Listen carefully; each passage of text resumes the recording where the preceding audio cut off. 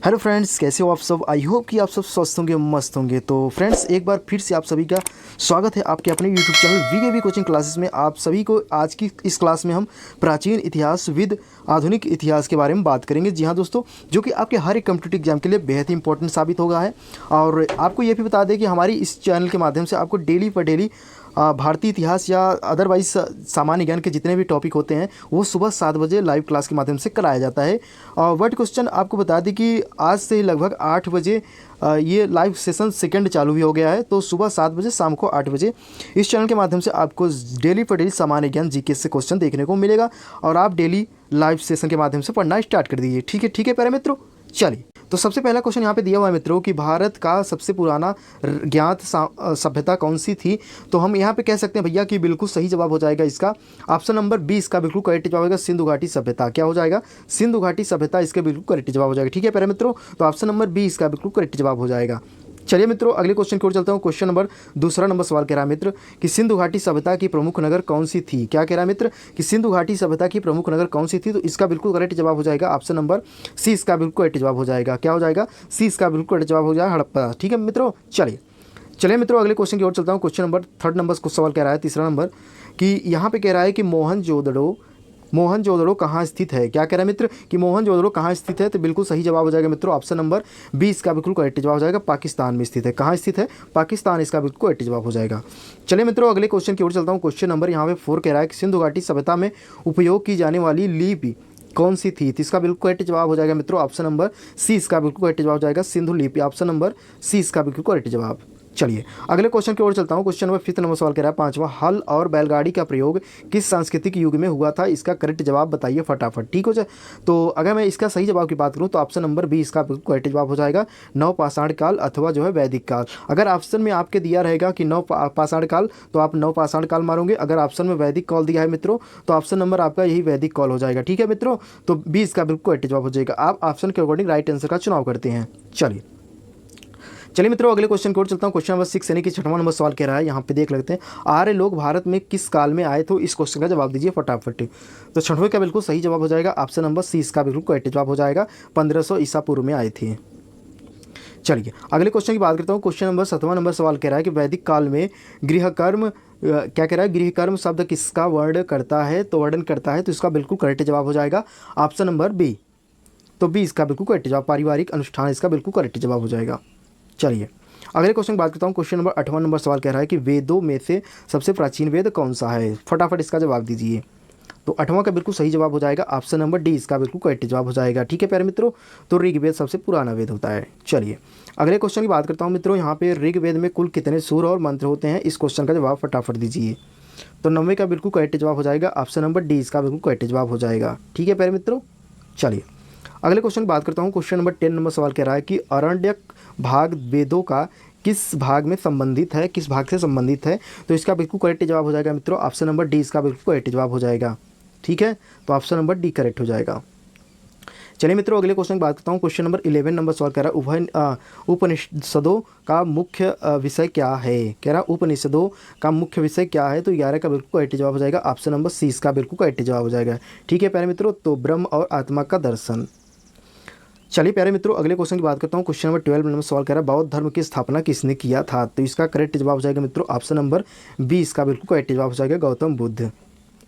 चलिए अगले क्वेश्चन की बात करता हूँ मित्रों। क्वेश्चन नंबर 13 नंबर सवाल कह रहा है, बौद्ध धर्म में प्रारंभिक संघ संभव किसका नाम था। इसका बिल्कुल करेक्ट जवाब हो जाएगा मित्रों ऑप्शन नंबर ए। ठीक है, संघ है, इसका बिल्कुल करेक्ट जवाब हो जाएगा। चलिए प्यारे दोस्तों, अगले क्वेश्चन की बात करता हूँ। क्वेश्चन नंबर 14 नंबर 14 की कह रहा है कि मौर्य साम्राज्य की स्थापना किसने किया था। इसका बिल्कुल करेक्ट जवाब बताइए फटाफट। चलिए, तो ऑप्शन नंबर सी, इसका बिल्कुल करेक्ट जवाब चंद्रगुप्त मौर्य, इसका बिल्कुल करेक्ट जवाब हो जाएगा। चलिए मित्रों, अगले क्वेश्चन की बात करता हूँ। क्वेश्चन नंबर 15 कह रहा है कि अशोक का केरल में भेजा गया धर्म प्रचारक कौन था। तो 15 का बिल्कुल सही जवाब हो जाएगा ऑप्शन नंबर डी, महेंद्र। तो महेंद्र इसका बिल्कुल सही जवाब। चलिए अगले क्वेश्चन की बात करता हूँ। क्वेश्चन नंबर 16 नंबर कह रहा है कि मौर्य काल में राजधानी कौन थी। मौर्य काल में राजधानी कौन थी। तो इसका बिल्कुल करेक्ट जवाब हो जाएगा option number B, Pataliputra. Option number B सही जवाब होगा।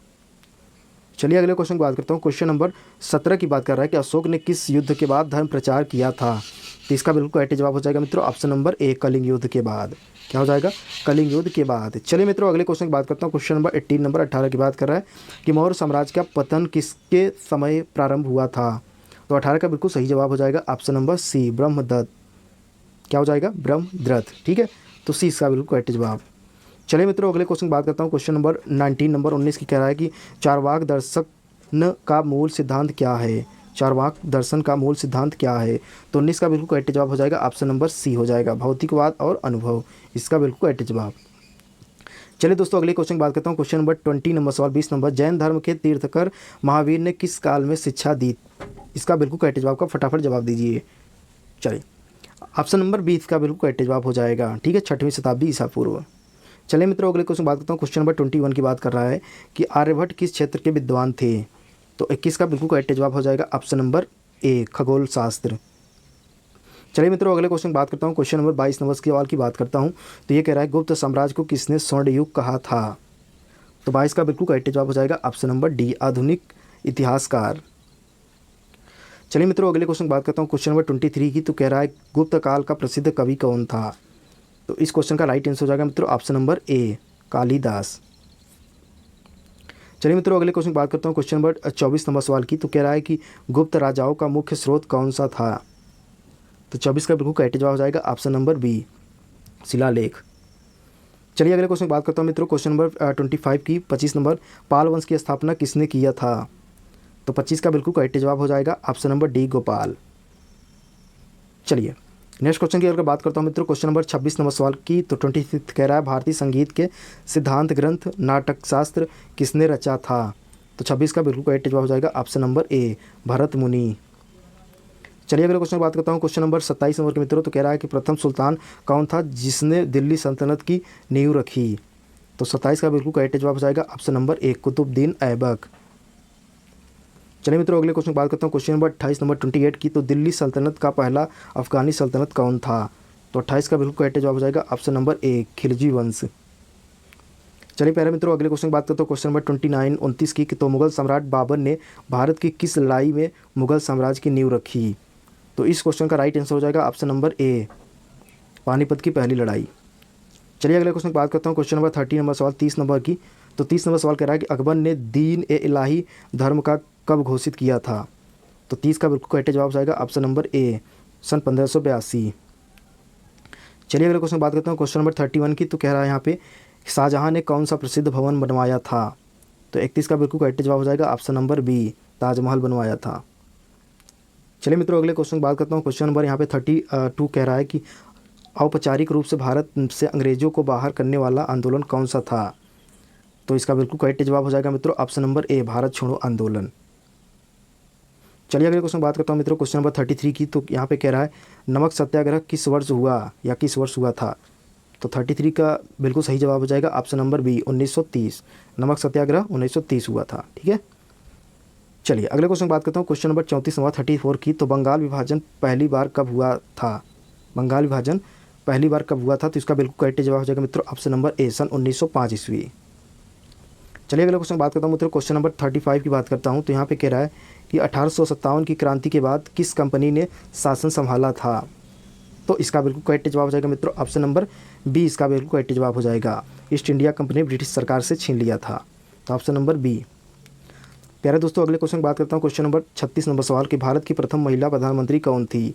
तो इस क्वेश्चन का राइट आंसर हो जाएगा मित्रों ऑप्शन नंबर ए, इंदिरा गांधी। चलिए प्यारे मित्रों अगले क्वेश्चन की बात करता हूँ। क्वेश्चन नंबर 37 की बात कर रहा है 37 नंबर कि सन 1950 में भारत का संविधान कब लागू हुआ था?